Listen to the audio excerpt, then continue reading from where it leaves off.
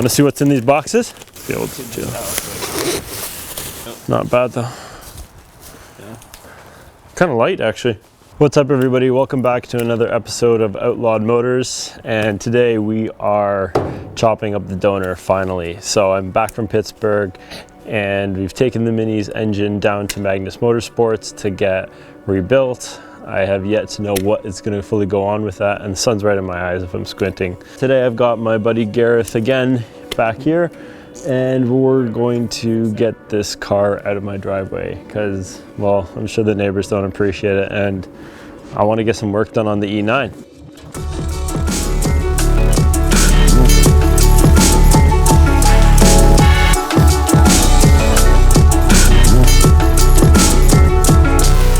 What you'll need to cut up a car is actually pretty straightforward. All you only really need is a angle grinder with some good quality cutting discs, a sawzall with a ton of blades, and a hammer to straighten them out, as well as some pry bars. That is a shark.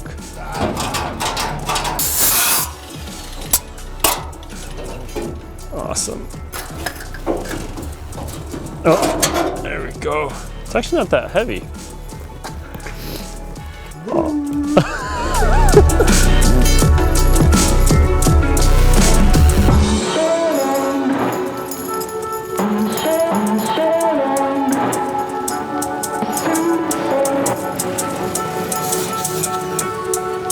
Well, there's definitely no turning back now.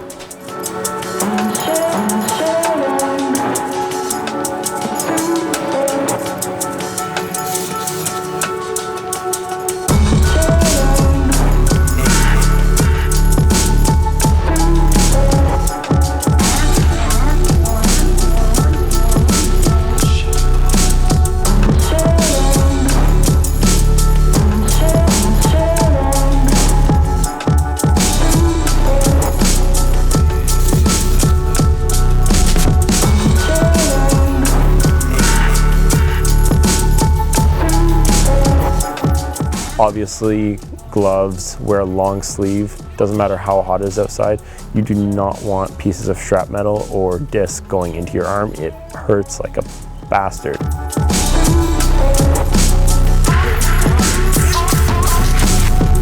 You don't want to cut a perfectly undisturbed piece of sheet metal if you don't need to. For example, the reason I cut here was because this panel is typically offered from here down. So when we sell this part, it's going to be more useful to somebody. So I have to kind of look at where I'm taking things off, and like this piece I need, and so I don't want to ruin it. I'm trying to find out what's sticking right now.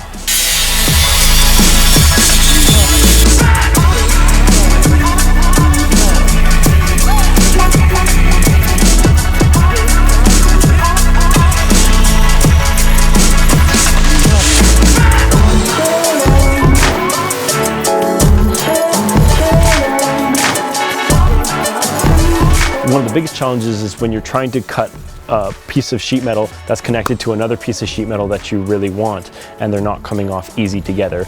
The trick is to find the spot welds and break them pretty much with the angle grinder and use a pry bar to lift the sheet metal and to see where it's coming loose. You don't want to force it. If it's not moving, it's for a reason. There's metal that's still stuck together, welds that are still stuck together.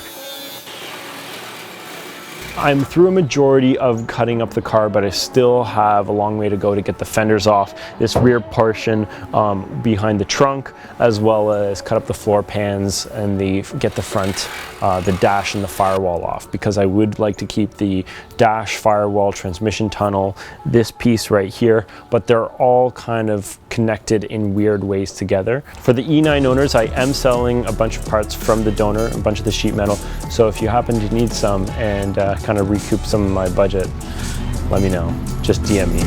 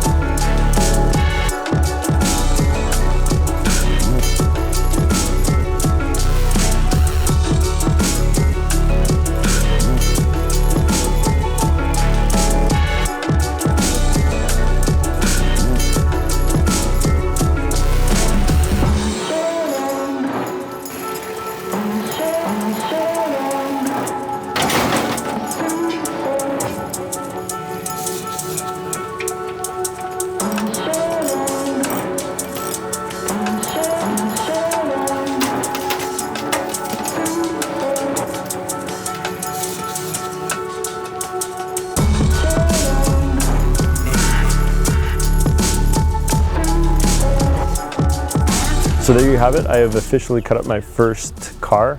It was a little tragic cutting up, you know, the donor, just because it is another E9, but you know, this one is a little far gone to save, and it's going to recover my E9. So, you know, kill one to save another. I guess that works out. Not in a utilitarian way, but hey, it works. It was pretty straightforward cutting up the car, as long as you use some common sense, such as looking at where people had previously cut. So looking at the welds and then looking at where the factory welds are. Factory welds are almost impossible to cut between just because it's an electric.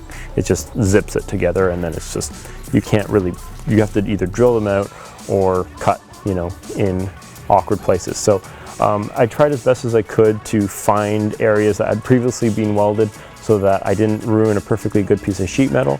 And remember, just because you're not going to use that piece of sheet metal doesn't mean that somebody else couldn't make good use of it and it could recoup some of your money. So always a good thing.